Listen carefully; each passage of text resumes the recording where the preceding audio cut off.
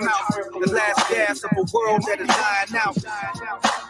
Welcome to the Whitest House, where every room is a tomb that they lie about. Where you can put your filthy feet on the finest couch, and for the right amount, you can. Welcome to This Week in White Supremacy. What's up?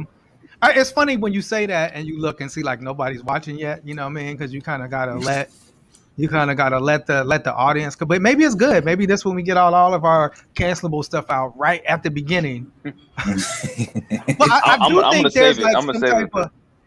I do think there's like a Facebook algorithm where like if you're like too political at the beginning, I don't know. So maybe we can ease into some of this stuff, or maybe not. You know what I mean? It is like every week, mad white supremacy to get to. So let me introduce myself if you do not know me. My name is Jasiri X. I am co-founder and CEO of One Hood Media. What's up? Miracle? It looks like you're...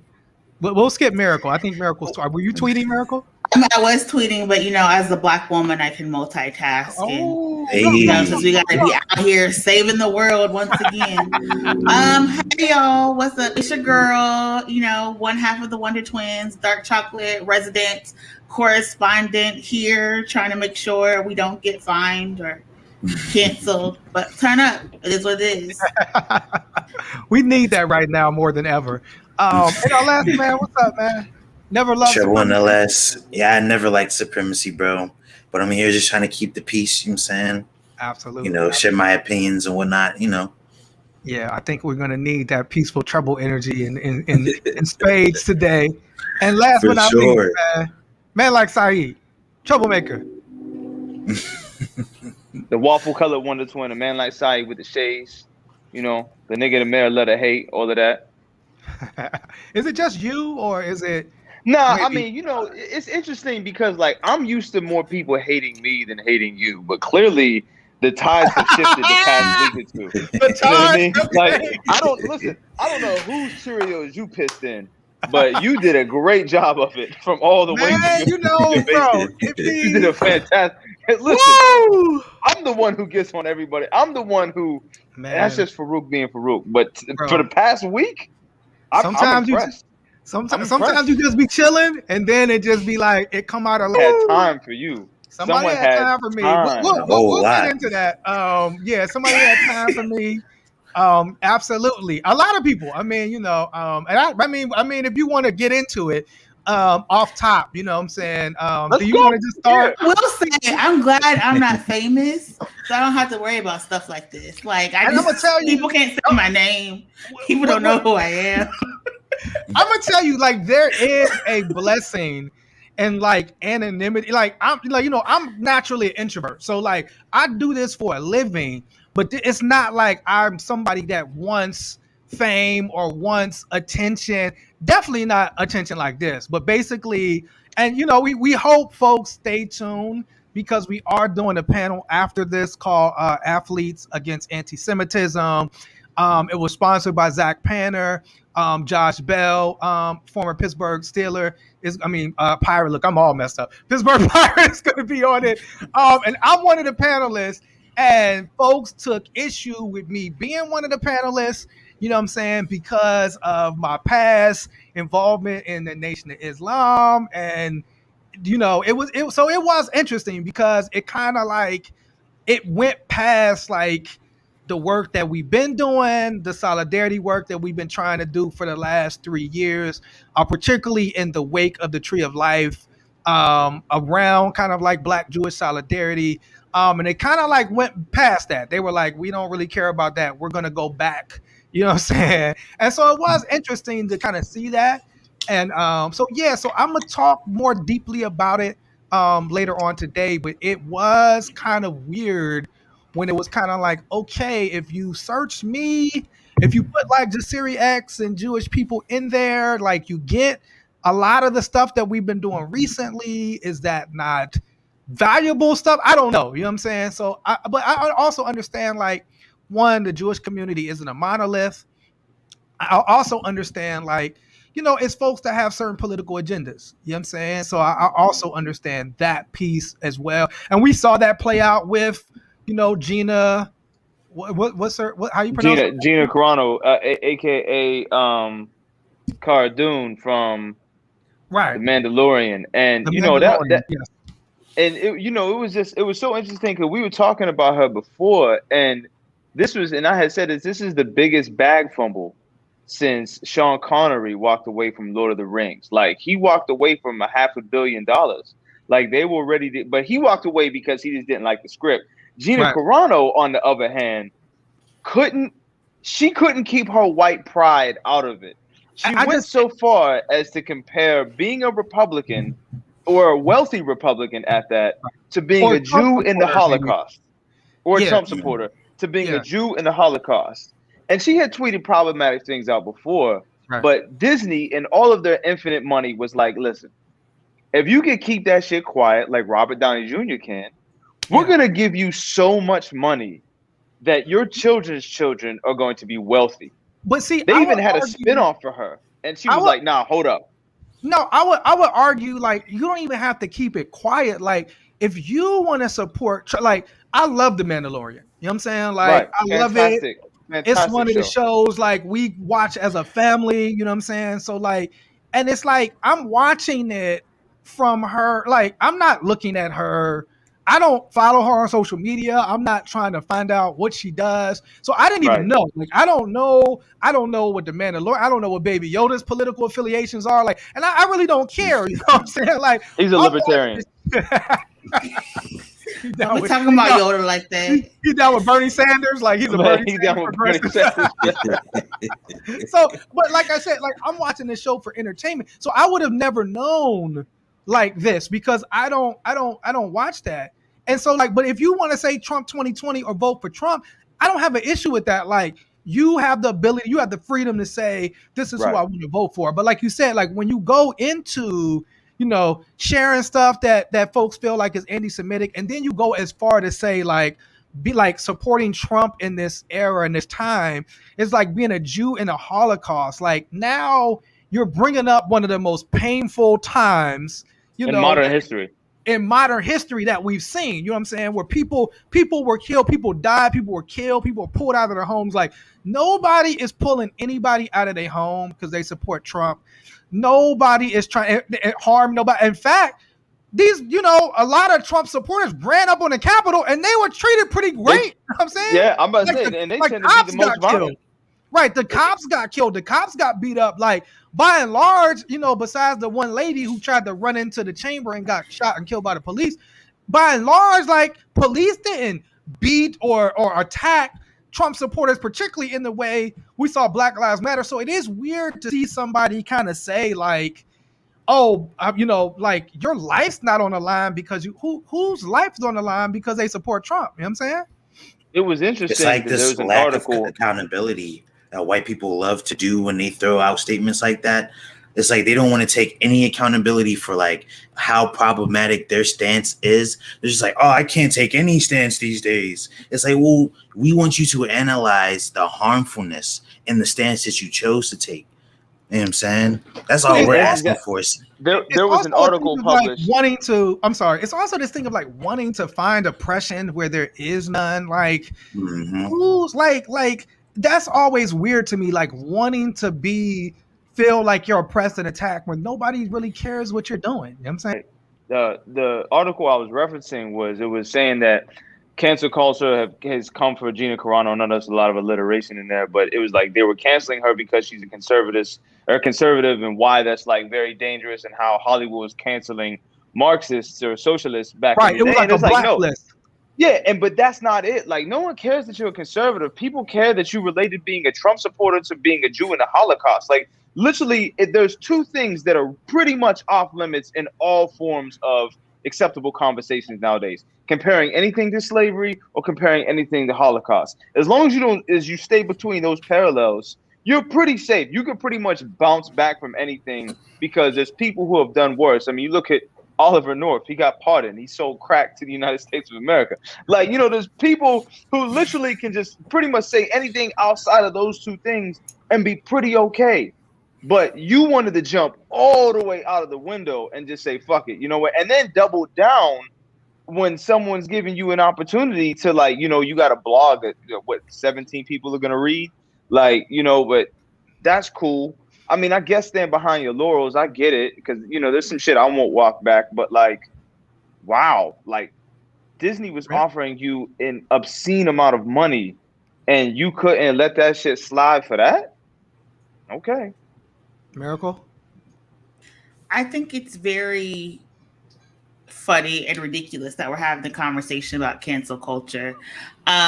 Just because people never get canceled in cancel culture. Never.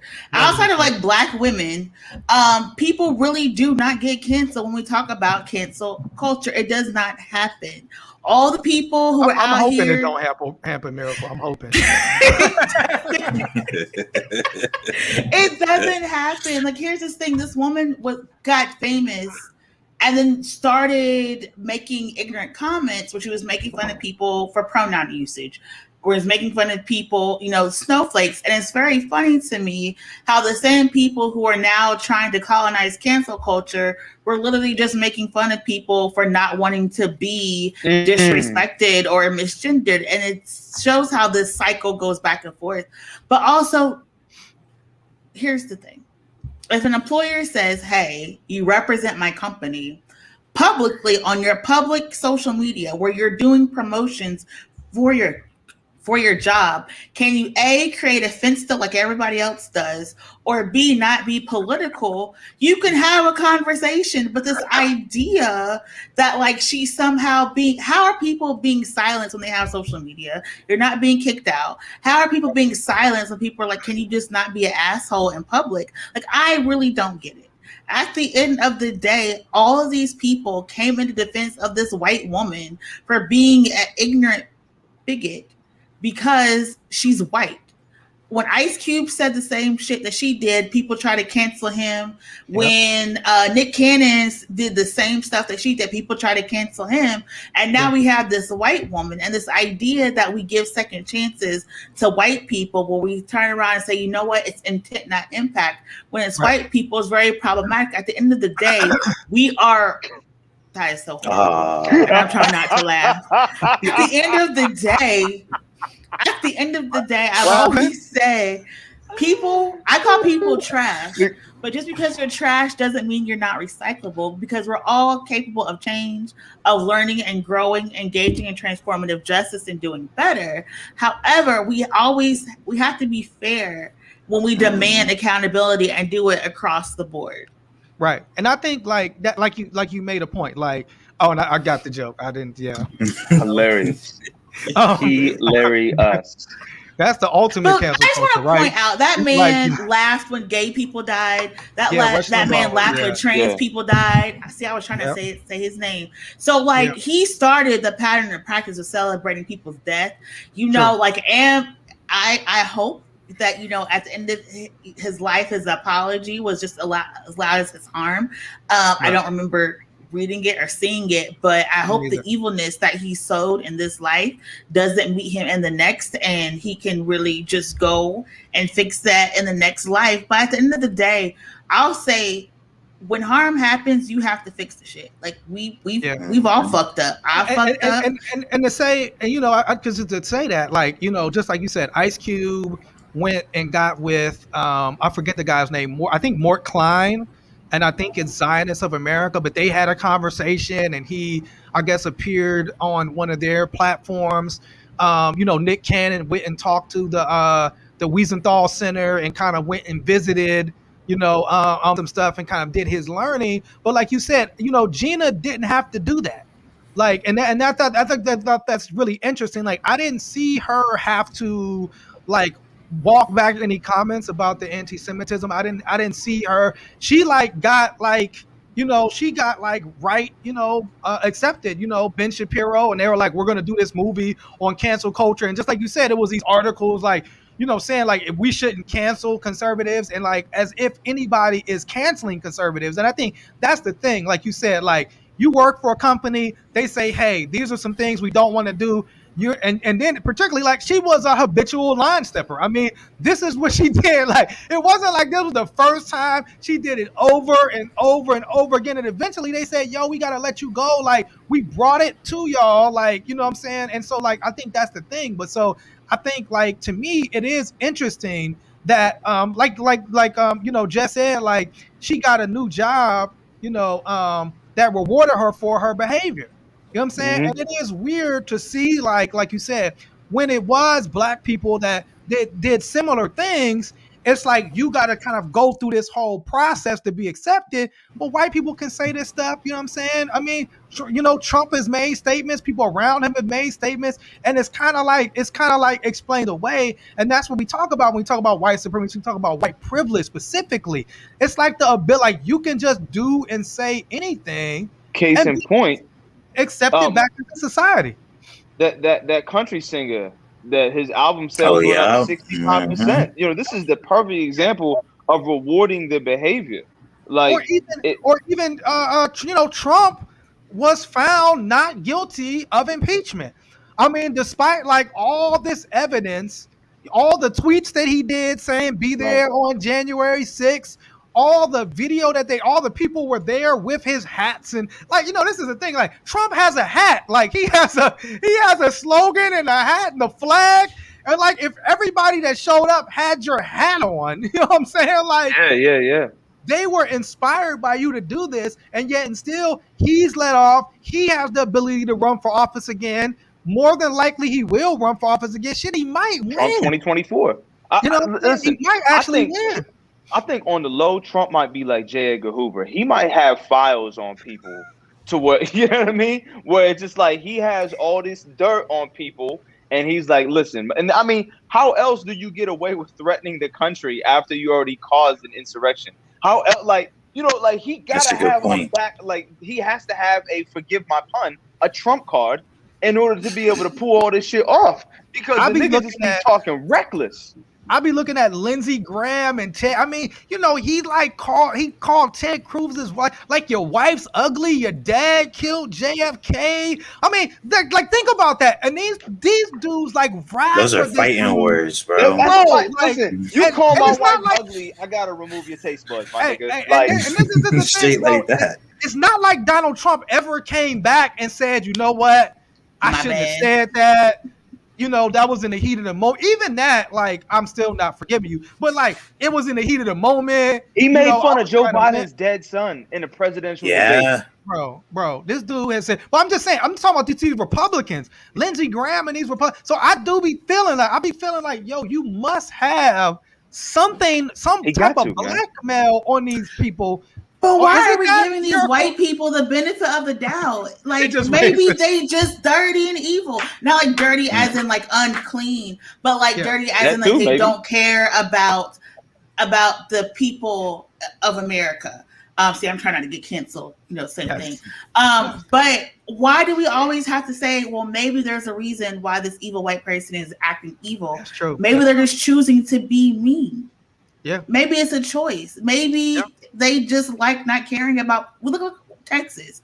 Ted Cruz is out here making fun of people just a few months ago because they were hurt in California, and he was laughing at the fact that they were having to flee for their own safety. And now the shit's happening in Texas, and he's like, no words. Not I'm sorry. Not oops, my bad. Not I messed up. Not you know what. This has caused me to rethink the evil stuff I've said. Just like no words. And these are just who these people are because they choose to be bigots.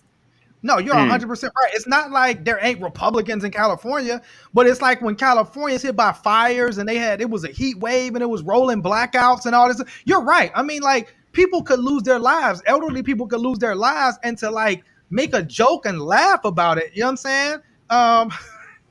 Chris a little wild for that. Chris a little wild for that. I mean, since we're on the subject, this isn't dissimilar to Justin Timberlake finally offering up an apology after all these years, after he pretty much ruined Janet Jackson's legacy, or at least attempted to. And prior to this, he put out this, like, you know, the super arrogant tweet that he was just like, you know, we're all in the same, and once you understand that I'm doing the same thing as you are, you'll be a better human being. And it's just like, my nigga, like, what's your account again? And no one canceled Justin Timberlake for basically what you could. Let's keep it two Virgils. If that happened and it's not Justin Timberlake, or it's just in a different set, that's like rape. Yeah. Right. You expose a woman on national television, right? You forcibly expose a woman, right? Yeah. That's la rape. I don't even like using the A, like the short A. That's la rape.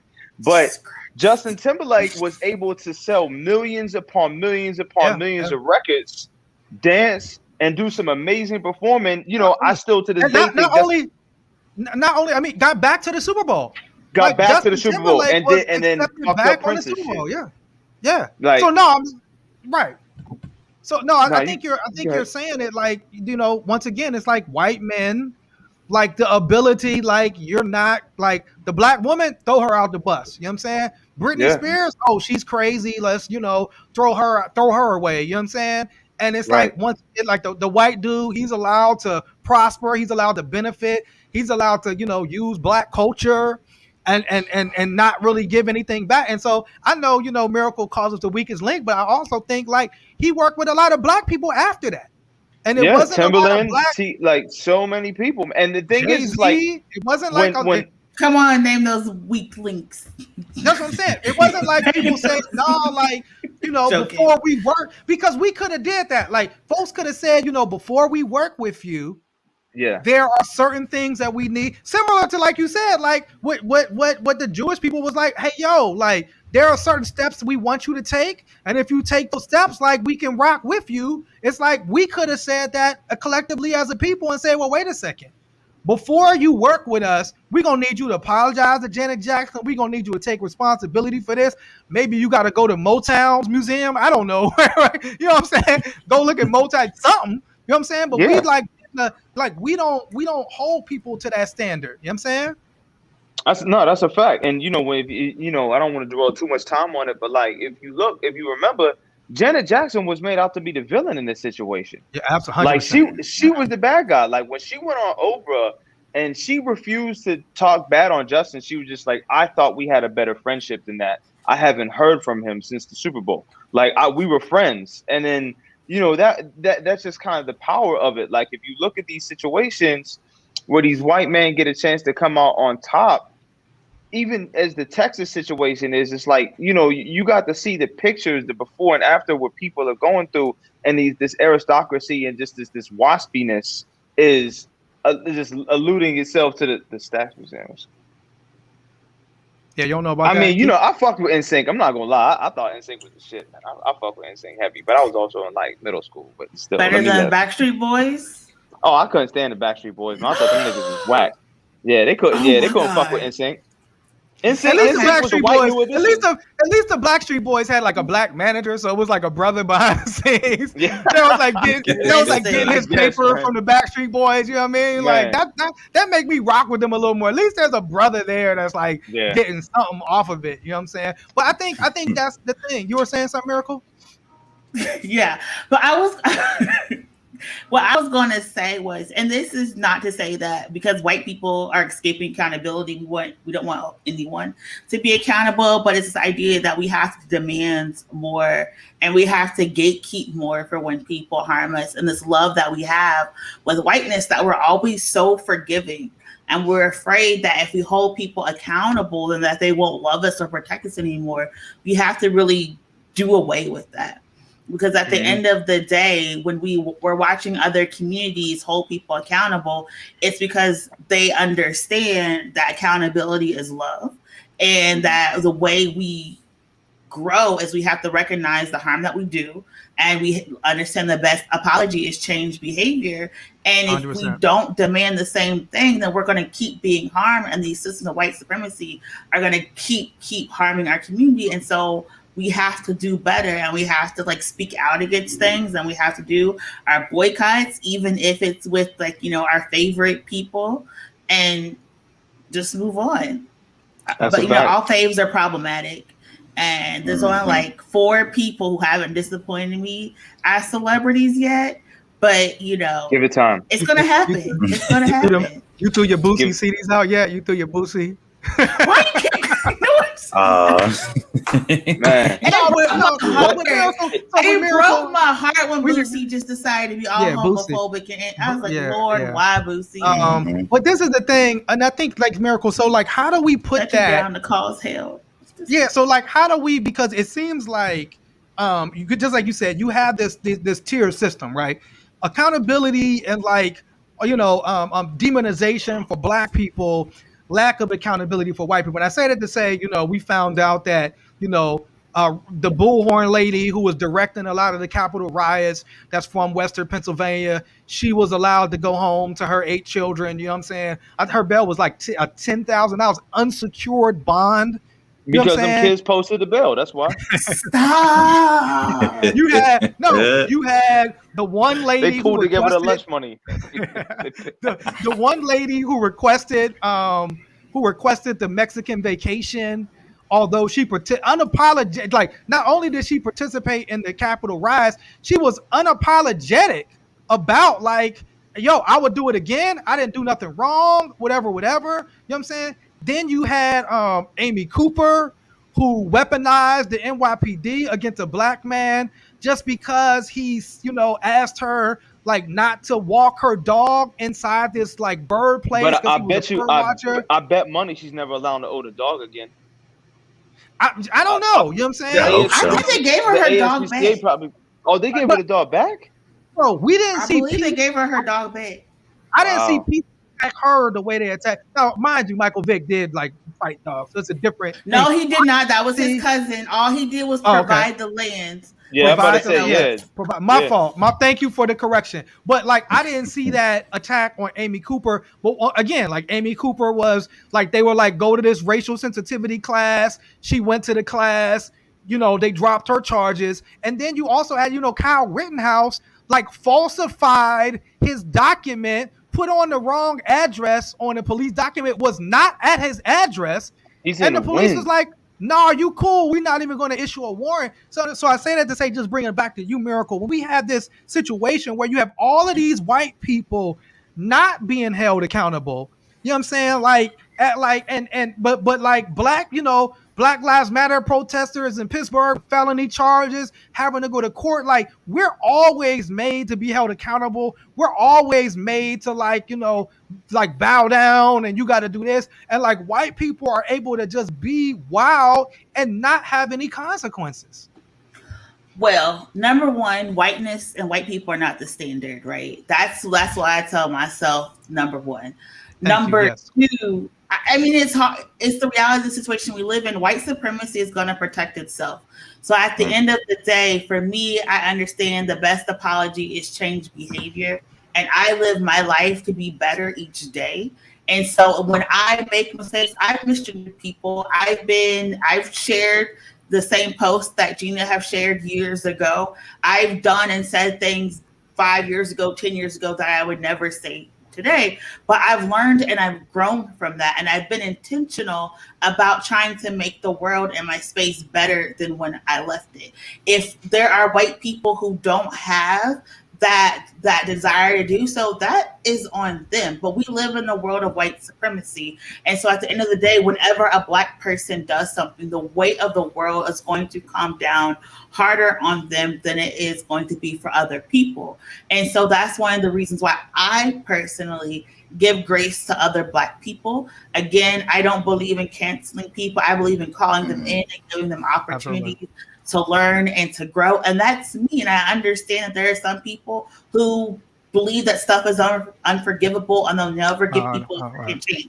That's on you, but that's not me. So for me, I look at it and I say, you know what? This is the world we live in. This is fucked up. I'm going to go 10 times harder for Black people. I'm going to make sure people are safe and okay. And I'm going to give them the grace to learn and grow. And I'm going to stand by them. I'm not going to throw a Black person away. And that makes it hard. I will say it does make it hard for when you're trying to engage and be intersectional and say, hey, we don't do A, B, and C. And then you see a colleague doing A, B, and C and nothing happens.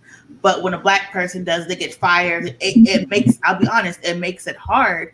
But in living in a world where we have intersectional politics, we have to understand that we move on and we do right because it's right and we've learned it's right, not because we want to be like white folks.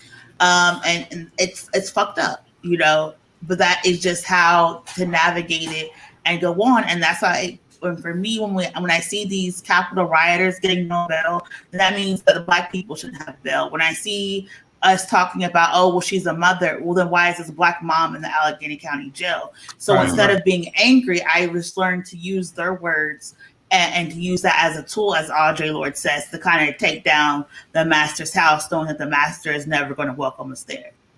I like that a lot, because I've been thinking about that a lot lately, about how like these things that we're seeing, these excuses that we see come up for like white perpetrators, it just shows me that like there is an opportunity for this world to be sympathetic towards Black people, because we see that it's so easy for them to do it when it's their own. So it's like, now it makes me think about, okay, so what do we need to do to make people more sympathetic of Black people in the same way that they're sympathetic for other white people? You know what I'm saying? And I wanted to reiterate something that Farouk said a while ago about like Black people are mad at white supremacy. Some Black people are mad at white supremacy because they didn't think of it themselves. It's like when I see other Black people kind of sympathizing with white people and the white supremacist shit they do, it makes me feel as though like their idea of forgiveness is just like trying their best to be as close to white supremacy as possible. It's like, oh, we'll just forget the things that you did. We ain't even got to talk about that around here. You're cool with us, no matter what they're saying, just to feed themselves and their family. They kind of just like keep their mouths shut so they could keep profiting off of white supremacy themselves. You know what I'm saying? Right.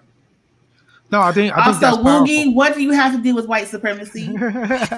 You said you was forgiving Black people. That's what he was saying. He said you said you. First of all, I said grace. I didn't say forgiveness. I said grace. I said grace. Right. And Woogie still ain't sent me no dark chocolates. Farouk, are there any dark chocolates in the White House office for me? Woogie ain't sent me an apology, food, dark chocolates, nothing. So Woogie actions speak louder than words. Yes, that's some accountability coming to you, Woogie. Accountability to them chocolates. You said, man, never mind. It's so funny. I love you, Woogie. I forgive you. It's been a whole new year. It's been 6 months. I forgive you. We're talking about, accountability. We're talking about, change behavior and everything. But like, we see constantly these people who have been in done atrocities, like this man who drove through the protesters in Pittsburgh. He got his charges dropped. There's why do they have to? That's the thing. It's like they don't want to change because there's no recompense for their behavior. Right. Kyle Rittenhouse, he's not being held accountable. Like there's zero accountability there. These these mass shooters who get glorified and get movies and documentaries made after them and all these different, fantastic things attached to their legacy. Right, they get that, and then the first time, the first time there's a cancel around it, then you have your Ben Shapiro's or your other people come to the rescue. Like there's literally no reason for them to change their behavior because there's no reason they need to. Like there's reward. It's like if you buckle down harder, you're gonna get something more with this niche market that is actually more resounding. Like you become a cult leader at that point. And then you become romanticized, and you become a legend. That's how they establish a legend. Yeah, I think that's kind of like when you talk about Donald Trump, like and people were saying it, particularly like a lot of Black women were saying it and Black people early on, like he has to be held like if you allow him to slide on these small things. That like now we got the Capitol riot and he still like he never like apologized and I shouldn't have done that, I shouldn't have used this type of language. He kind of was like, it is what it is. I'm coming back out there, Trump 2024, whatever. And I think like that's what gets frustrating. And like you said, and we see it happen with police over and over again, particularly with police killings. Is like if the officer isn't now, shout out to Columbus because at least they fired that officer. You know what I'm saying? Mm-hmm. There was a shooting in Columbus where an officer didn't have his body cam on, shot an unarmed Black man, and at least like right away they fired him. But we just saw an incident with the LAPD where they were actually, and I think this is where you know, you as a black person, you start to feel like, well, God, like you tell us like just work within the system, you know what I'm saying? Like all police aren't bad, you know what I'm saying? Like, and then you see here like, oh, there were LAPD officers who were sharing a Valentine's Day card with George Floyd saying, you know, I'll you take my breath away. And had a picture of George Floyd. And then it's like, you know, like at what? And then once again, it's like, oh, we're going to do an investigation. We'll find out. But I mean, where do we really think this investigation is going to go? Is it actually going to lead to like these officers being taken off the street? Is it going to lead to these officers being fired and forced to have another job? Or is it just going to be like, yeah, we looked into it. We reprimanded those folks. We did whatever. And then we keep moving. I think we see this happen over and over and over again. And like you said, so what do you do? Like we don't have the power at this point to hold people accountable. If the system refuses to hold white people accountable for their, you know, transgressions, like I guess other than are we changing laws? Like what are some things that we got to do, Miracle? God, save us, black woman. We gotta keep turning up. We gotta put, you know, we gotta show up. We gotta make it uncomfortable. I'm not saying we gotta storm the Capitol again, but I think that we really do have to demand change, make it to hit them in their pockets, sue them every single day. Right, we need to start getting restraining orders. Literally, these officers are trying to kill people. Get restraining orders, tie up the system, change the laws. I mean, get everyone out. I was going to say, even in Buffalo, where like it was on video, this was this old white man, who wasn't a threat to nobody, pushed him on the ground, busted his head open. And like, charges dismissed. Right. And so now we need to be mobilizing boomer white men, older white men, and being like, listen, they don't care about you. You thought it was just black people. If they don't care about your asses, what are they doing to us? We got to start organizing them so they can change the laws because they have the access and the power. I know when that white man got hurt in Buffalo, there were people who in my life who were like, the least radical. Like I would be embarrassed if y'all knew they were my friends. Literally send me this and be like, you know what, I see what you're fighting about now.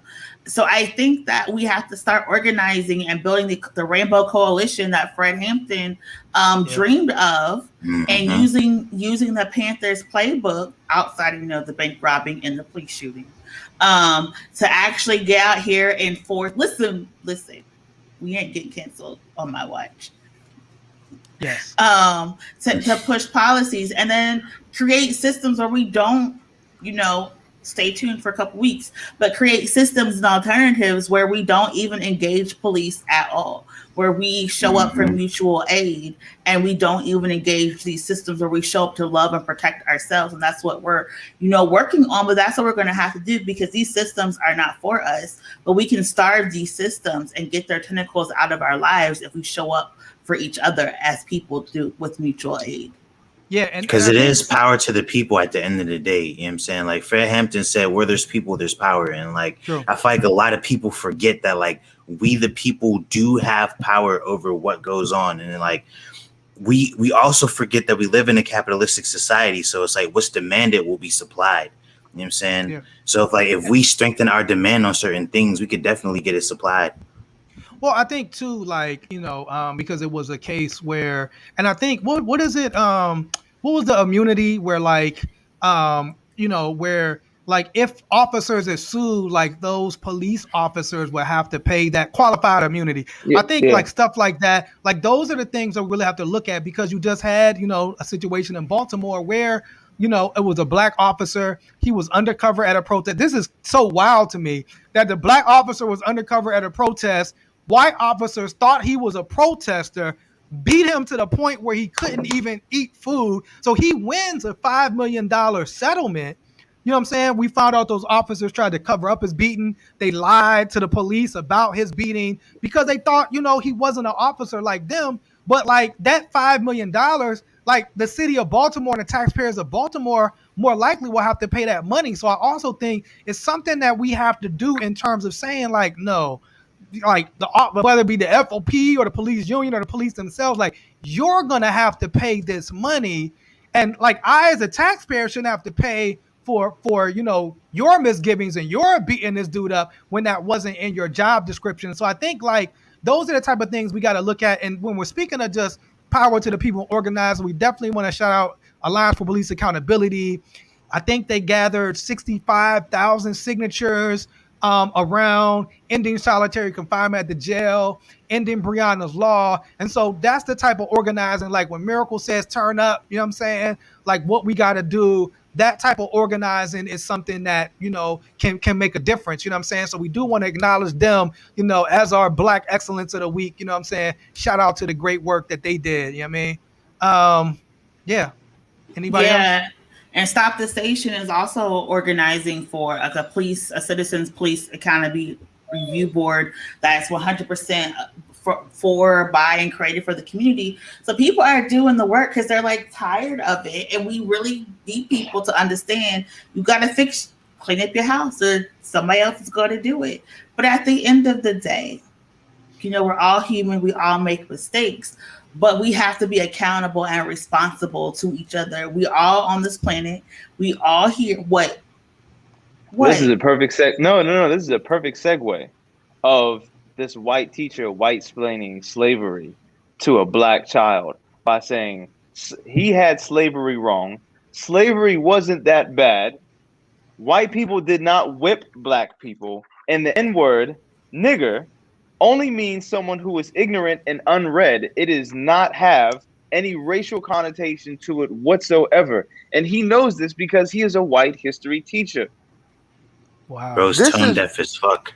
Not only is it tone deaf, it's just, but this is the same story over and over again. This is not any different than what Bill Peduto has said in his tweet or his quote in whatever paper it was, that I have been in Black neighborhoods longer than these activists have been alive, so I know Black people better. My white experience is more important and louder than your lived Black experience. It doesn't matter that you grew up Black. I know Black people because I put myself in Black neighborhoods. And it's the same thing. These are the same comments that get made and they get smoothed over. Like it's just this is. Yeah, it's also why people say like his story, like to say like I'm a history teacher. Well, what the question then is like, well, what history are you reading? You know what I'm saying? Because obviously, like obviously you got one of them new textbooks that was like, it wasn't slavery. We was like workers, migration, right? Ununionized workers or whatever they tried to call us. But like, there's actual like people had writings back then. Like there were people that actually interviewed people that were slaves. There's pictures of slaves' backs. Like we have documented evidence. We have testimonies from slaves. You know what I'm saying? Like actual, like we have torture devices. You know what I'm saying? Like you can go to, I believe it's in Alabama. There's a lynching museum. You know what I'm saying? No, there's a lynching museum in Alabama. You know what I'm saying? Okay. Like you can go visit that. You can go to the African American History Museum in Washington, D.C. and see parts of a slave ship. And they actually have testimonies of slaves. But like you said, if you're reading history to the point where it's like to reaffirm your beliefs, you know what I'm saying? And then saying like, oh, well, I'm a history teacher. Well, what, and that's one of the things that people have been pushing about. Like, with a lot of these professors and academics that kind of, basically like, here's our reading list. And people are saying, well, how many in this reading list that you're distributing, how many are women authors? How many are Black women authors? How many are Black authors? You know what I'm saying? And so I think that's what happens. Like history is just like told from your stories. What was the quote? Well, like if the lion told from the winning side. Oh yeah, until the lion learns to write, the tails will always glorify the hunter. And yeah, that's what I'm saying. Yeah, learning history is important because of how it ripples in today. Because in Baton Rouge, Louisiana, you have police officers still sticking dogs on Black people. Like this is a practice that was popularized. That you've seen it in Django. Like I think a lot of white people, when they seen Django, had a hard time believing that so-called slave masters would sick dogs on people. And you've seen it all throughout the civil rights movement. That 100%. Was that was an attack. That was a terrorist attack by these domestic terrorists in blue uniforms. Right. And then And then now you're having it done to children. 17-year-old boys are getting dogs sicked on them. So this is just the reoccurrence of real history as it pertains to Black people's lived experience in this country.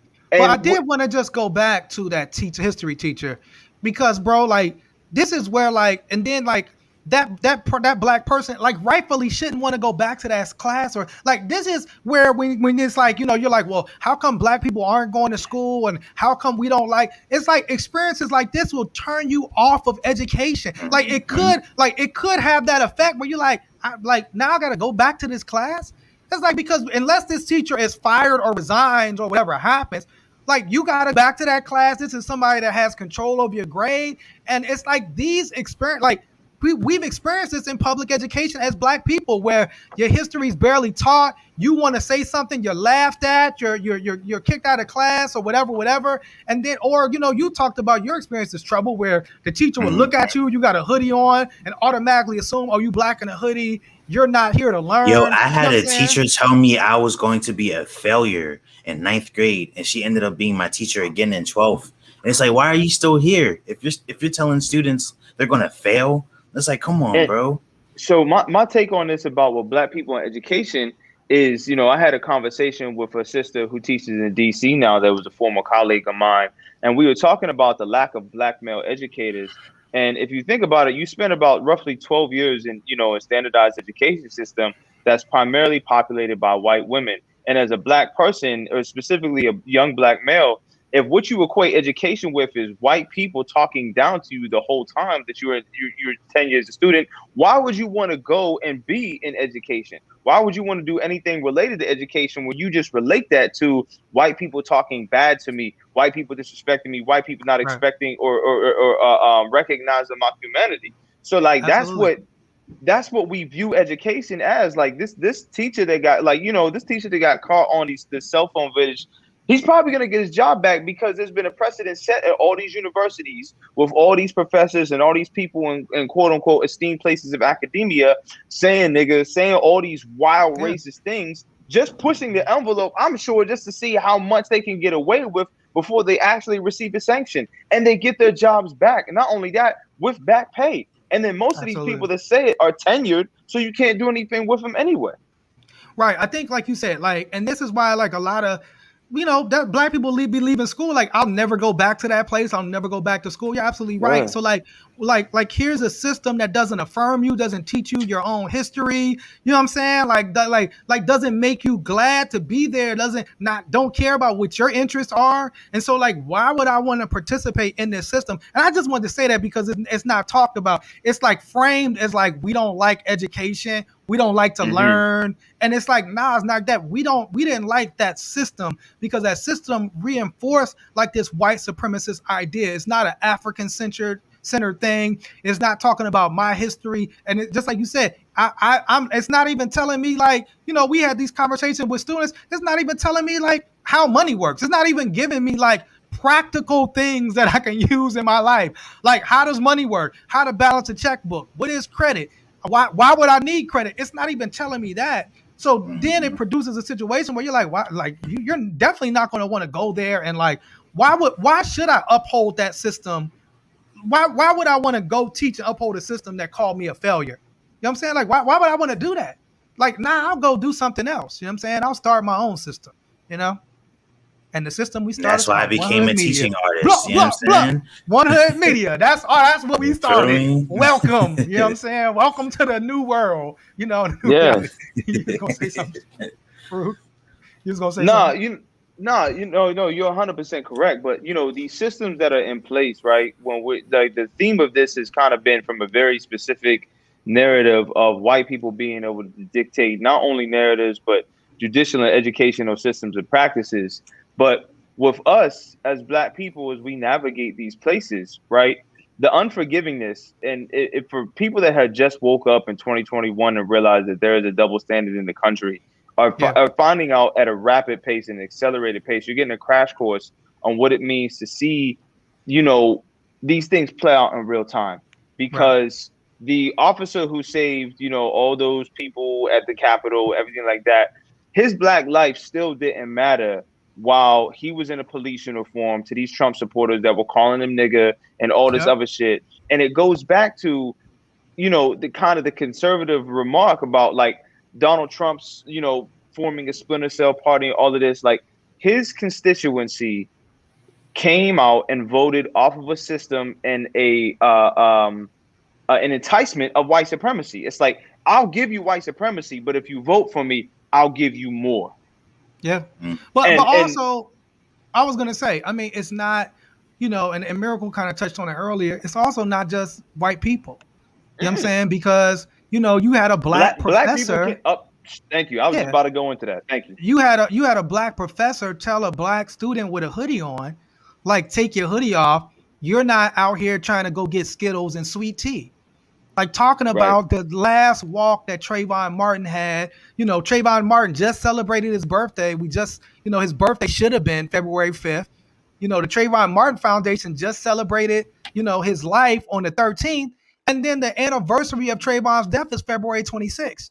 And so, like, here's a black woman, like, professor, like, making light of a black student because he has a hoodie on. I mean, as if the hoodie, like, is the hoodie going to stop the education from coming into my ears? Is there like a block on the hoodie? So I just want to say that, like, when we talk about white supremacy and white supremacist system, it's not just white people, it's black people too that uphold these systems. You know what I'm saying? But, at least the Bachelor guy got, like, let go, right? I mean, is that some accountability miracle? The guy on Bachelor got fired? Did he get fired or did he step away? I mean, step away, he had to do some. I mean, the coach that Urban Meyer hired from the Jacksonville Jaguars eventually resigned. Yes. But it's just the fact it's like, he resigned too. How do you even, how do you bring someone like that into an organization, with the NFL is 79% black, and you bring a coach in who has cases against him for, for ethnic intimidation and all this other shit and bullying. It's like, how did, like, it's that good old boys club. It's that, I got you, I'm here, so you're gonna be here.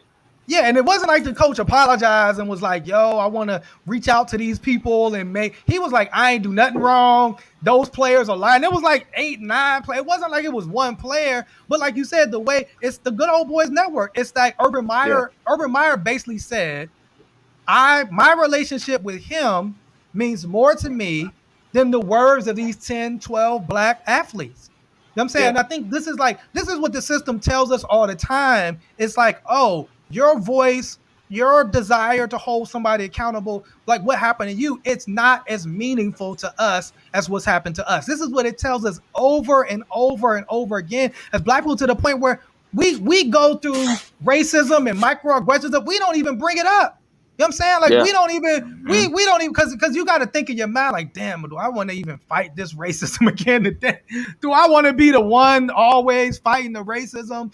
And because, it's like, is it going to be like, is it going to be treated as a priority issue? And are these people going to be removed? And you kind of calculate in your mind, they're not really going to care. That person's not going to be removed. And so you just go about your business, man. And I think, like, just going with Miracle's point, that's the stuff that we have to stop doing. What we have to start doing is, like these other groups do, like, yo, the minute we see you step your toes over that line, hey, check this out. Nah, we ain't having it. We ain't having your toe over the line. We want to let you know that toe over the line is violent towards us, and we want you to be held accountable for that toe. Like, that's how strong we have to be in this, and so we don't get to a point where it goes all the way to the thing. But that's how we got to start turning up. No, we're no longer accepting the little bit. You know what I'm saying? But this is the thing, like it's to the point, like, a lot of these white dudes, they don't even apologize because they know they don't have to. Like, this coach knew that he didn't have to apologize and he would get another job. You know what I'm saying? Now, shout out to everybody that put pressure on him to step down. And that's what we got to keep. We got to keep turning up. So we got, we only got like 5 minutes to go because we do have another show, a very important one, coming on at 7:30. Athletes Against Anti-Semitism. Yeah, I'm still on there. I don't know how, but I still made the. They didn't cancel you? Hey, bro. Woo! It's been an interesting couple of days, but he was stressed. I mean, it's like I said, it's weird. You know what I'm saying? But at the same time, appreciate the panel saying no. Your voice is important. And the panel did. You know, everybody on the panel stood with me. Everybody on the panel said my voice is important. And I'm looking forward to speaking directly to members of the Jewish community that, you know, I may have offended. You know what I'm saying? I may have done something in the past. Like, I'm kind of like Miracle. You know what I'm saying? I feel like, yes, like, I'm willing to take accountability.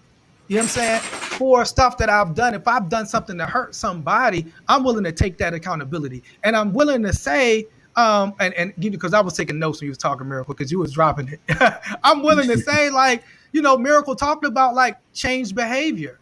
Like I'm like what I'm trying to show is a change of behavior. Because that's what you want. You know what I'm saying? And the thing is, like because I don't, this ain't performative for us. Like, this is what we do, you know, as an organization. This is what we do as One Hood every day. We're fighting to make this world a better place, and we're based in Pittsburgh. So we're fighting to make Pittsburgh a better place, a more inclusive place, a more diverse place, and a safe place. And so if Pittsburgh isn't safe, you know, and that's how we should look at it. I should look at it as, if Pittsburgh ain't safe for Jewish people, then I got a problem with that. If Pittsburgh isn't a safe place for trans folks, for LGBTQ folks, I have a problem with that. And I think the same community should say, if Pittsburgh is a worse place for Black people and you ain't Black, that should bother you. You should have a problem with that. And that's something that we should begin to fight together on.